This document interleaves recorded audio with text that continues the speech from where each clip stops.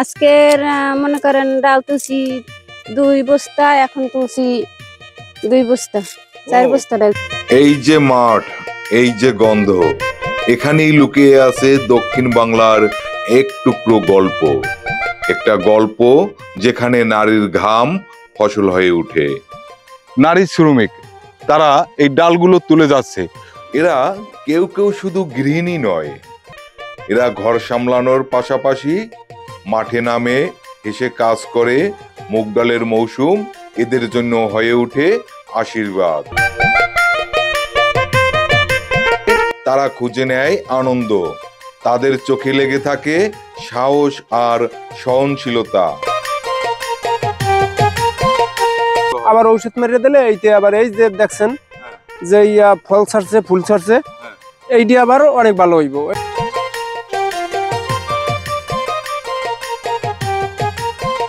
পটুয়াখালী সহ দক্ষিণ অঞ্চলে এবার মুগ ডালের বাম্পার ফলন, এবং এই মুগ ডালগুলো তোলার জন্য দেখতে পাচ্ছেন যে অসংখ্য নারী শ্রমিক তারা এই ডালগুলো তুলে যাচ্ছে। তারা যে পরিশ্রম করে যাচ্ছে, আমাদের এই অঞ্চলের যে সকল নারীরা আছেন তারা কিন্তু সাংসারিক কাজের দিক দিয়ে অনেক আগানো থাকে।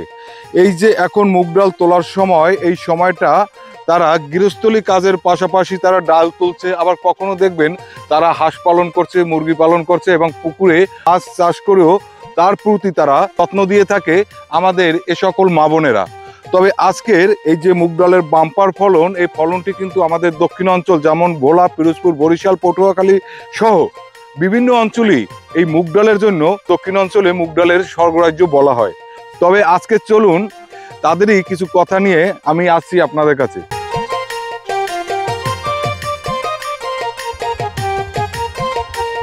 ভাইয়া কেমন আছেন?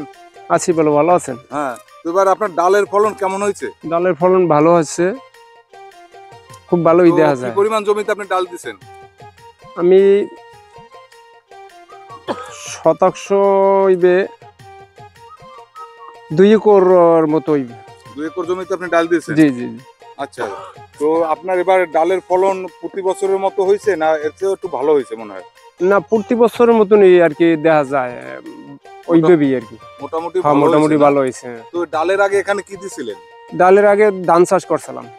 তো এখন যদি মনে করেন আপনার বৃষ্টি হয়ে যায়, হ্যাঁ, বৃষ্টি নামে, সেক্ষেত্রে আপনাদের কি ক্ষতির কোনো সম্ভাবনা থাকে? না, এখন দেখা গেছে এ জায়গায় বৃষ্টি হয় নাই, তো এখন যদি কিছু বৃষ্টি হয় তো ক্ষতি হইবে না আর কি। ও মাটিতে বৃষ্টিটা টানিয়ে খাইলে গাছটা আরো একটু ভালো হবে। আবার ঔষধ মেরে দিলে এইতে আবার এই যে দেখছেন যে ফল ছাড়ছে, ফুল ছাড়ছে, এইটি আবার অনেক ভালো হইব। এইটি আবার এই ফুলটার দিয়ে আবার শাবকের মতো আইয়ে পড়বো। তো আপনার তো দেখা যাচ্ছে যে কিছু কিছু পাতা আপনার পোকায় খেয়েছে, এবারে আপনাদের পোকায় সমস্যা করছিল কি রকমের? পোকায় সমস্যা করছিল 2-1 খাতে, ওই দেখা গেছে সাইডে ওষুধ দিলে এই অন্যটায় ইয়ে পড়ছে পোকা, আবার এই যে ওষুধ দিলে অন্যটা যায়, এইভাবে করে। তাই সবাই একাত্রে দিলে ক্ষতিটা কম হইতো আর কি। গতবার তো আমাদের অঞ্চলে একটা পোকা পড়ছিল, যে পোকাটায় যে দেখা যাচ্ছে যে অনেকেরই ডাল নষ্ট করে ফেলছিল। এবার কি ওরকমের কোনো দুর্যোগ? না না, ওর রকমের দেখা দেয় নাই, কারণ এখনো ভালো আছে, অনেকই ভালো আছে, এরপরও আরো ভালো ডাইল আছে। জি জি জি। ডালের পরে আপনি এখানে কি দিতে চাচ্ছেন? ডাইলের পরে আবার ধান চাষ করা হবে। এখানে তো দেখতে পাচ্ছি যে অনেক মা বোনেরা আছে যারা ডালগুলো তুলছে। আমরা তো মনে করেন এটা আমাদের বাঙালিদের একটা ঐতিহ্য, যেমন মুগ ডালগুলো তুলছে কিন্তু আমাদের এই অঞ্চলের মা বোনেরা, নাকি? জি। তো এবার তাদেরকে আপনি এই ডাল তোলার পরিবর্তে এটা কি দিচ্ছেন? টাকা দিচ্ছেন না ভাগে দিচ্ছেন? না, ভাগে দিচ্ছি। ডাল আর কি তোলার জন্য হেরা 1 ভাগ নিয়ে যায়, 4টে ভাগ করি, 1 ভাগ হেরা নেয়, 3 ভাগ আমার থাকে। ও, মানে এখানে যে ডাল হবে ওইটা 4টা ভাগ করবে সে, তারপর তারা নেবে 1 ভাগ এবং আপনাকে দেবে 3 ভাগ।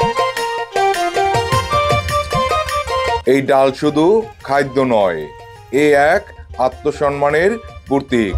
মাটির সাথে গড়ে ওঠা এই নারীরাই আমাদের দেশের কৃষির মেরুদণ্ড। চলুন এখন আমরা একজন নারী শ্রমিক বোনের সাথে কথা বলবো। খুব ভালো আছেন আপনি? হ্যাঁ, ভালো আছি। তো আপনি কি পরিমাণ ডাল তুলছেন আজকের মনে করেন ডাল তুলছি 2 বস্তা, এখন তুলছি 2 বস্তা 4 বস্তা ডাল তুলছি। 4 বস্তা ডাল তোলা হয়ে গেছে? হ্যাঁ। তার মানে আপনি এখন এক বস্তা ডালের মালিক। হ্যাঁ, ভালো লাগছে। খুব ভালো লাগছে। হ্যাঁ তো আপনারা চান যে কৃষকের ক্ষেত যেন এভাবে ফসলে ভরা থাকে, তবে তো আপনাদের হ্যাঁ, আমাকেও ভালো হইবে। এই কৃষক গৃহস্থের আপনারা আর কি কি উপকার করে থাকেন? উপকার করি, মনে করেন ধান সেদ্ধ করি, ধান লগে লগে উড়াইয়ে দিই, ওই সবকিছুই আমরা করি। সেদ্ধ করে শুকাই টুকাইয়া তাদের দিই, আবার জারিয়ে পুষিয়ে যে সময় বানায় জারিয়ে পুষিয়ে দিতে আসি। সব দিক দিয়ে আমরা সাহায্য করি। আমাদের ছাড়া তো তাদের চলে না। চলে না, না? না।